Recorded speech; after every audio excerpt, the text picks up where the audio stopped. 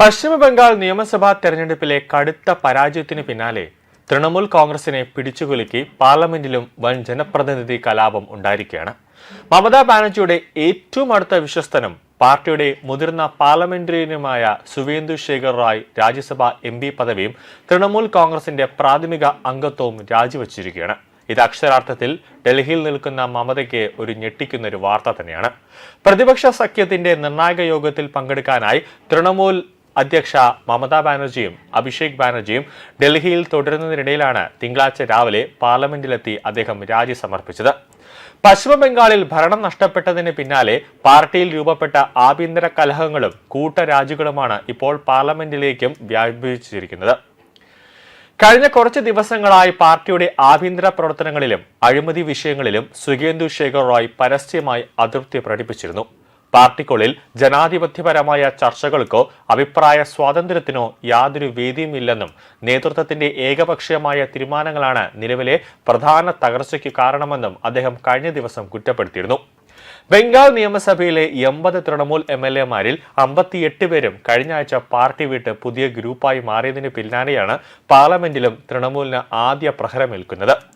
തൃണമൂൽ കോൺഗ്രസിന്റെ ലോക്സഭ രാജ്യസഭാ MP-മാരിൽ വലിയൊരു വിഭാഗം പാർട്ടി വിടാൻ ഒരുങ്ങുകയാണ് എന്ന സൂചനകൾ നിലനിൽക്കെയാണ് സുവേന്ദു ശേഖർ റായിയുടെ ഈ പെട്ടെന്നുള്ള രാജി. 2011 മമതാ ബാനർജി ബംഗാളിൽ അധികാരത്തിൽ വന്നതു മുതൽ പാർട്ടിയുടെ മുഖ്യ വക്താവായും രാജ്യസഭയിലെ ചീഫ് വിപ്പായും മമതയുടെ ഇടത് കൈയായും വലത് കൈയായും പ്രവർത്തിച്ച പ്രമുഖ നേതാവാണ് സുവേന്ദു ശേഖർ റായ്.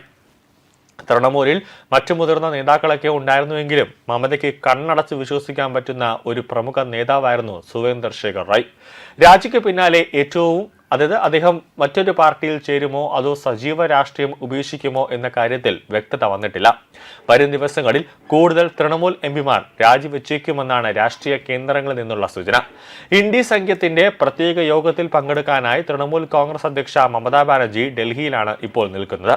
ജൂൺ 8 തിങ്കളാഴ്ച ഡൽഹിയിൽ നടക്കുന്ന യോഗത്തിൽ, ഇന്ന് ഡൽഹിയിൽ ഇപ്പോൾ നടന്നുകൊണ്ടിരിക്കുന്ന ഇന്ത്യ മുന്നണിയുടെ യോഗത്തിൽ മമതയ്ക്കൊപ്പം തൃണമൂൽ കോൺഗ്രസ് ജനറൽ സെക്രട്ടറിയും MP-യുമായ അഭിഷേക് ബാനർജിയും പങ്കെടുക്കുന്നുണ്ട്.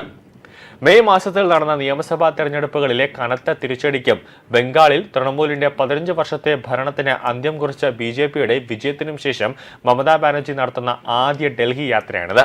ബംഗാൾ നിയമസഭാ തെരഞ്ഞെടുപ്പിലെ തോൽവിക്ക് പിന്നാലെ തൃണമൂൽ കോൺഗ്രസിനുള്ളിൽ വലിയ തോതിലുള്ള ആഭ്യന്തര കലഹങ്ങളാണ് നടന്നുവരുന്നത്.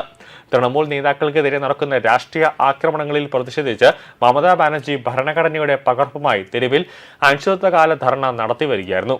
തന്റെ പാർട്ടി നേതാക്കളെ വേട്ടയാടാൻ കേന്ദ്രം ശ്രമിച്ചാൽ സമരം ഡൽഹിയിലേക്ക് മാറ്റുമെന്ന മുന്നറിയിപ്പോടെയാണ് മമതയുടെ ഇപ്പോഴത്തെ ഡൽഹിയിലേക്കുള്ള വരവ്. തന്റെ പാർട്ടി നേതാക്കളെ വേട്ടയാടാൻ കേന്ദ്രം ശ്രമിച്ചാൽ സമരം ഡൽഹിയിലേക്ക് മാറ്റുമെന്നൊരു മുന്നറിയിപ്പ് മമതയുടെ ഇപ്പോഴത്തെ ഒരു ഡൽഹി വരവിൽ നൽകുന്നുണ്ട് എങ്കിലും മമതയെയും വരും ദിവസങ്ങളിൽ അറസ്റ്റ് ചെയ്യാനുള്ള ഒരു സാധ്യതയും BJP സർക്കാർ അല്ലെങ്കിൽ കേന്ദ്ര ഏജൻസികൾ നോക്കുന്നുണ്ട്. കാരണം 15 വർഷത്തോളമായി മമതയുടെ ഭരണത്തിൽ മമത കാണിച്ചു കൂട്ടിയ അഴിമതികൾ ഇപ്പോൾ ഓരോന്നായി ജനങ്ങൾ തന്നെ ഇപ്പോൾ തുറന്നു പറയുകയാണ്. അല്ലെങ്കിൽ ആ ഫയലുകൾ തന്നെ ഇപ്പോൾ സർക്കാരിന്റെ മുന്നിലേക്ക് എത്തുകയാണ്.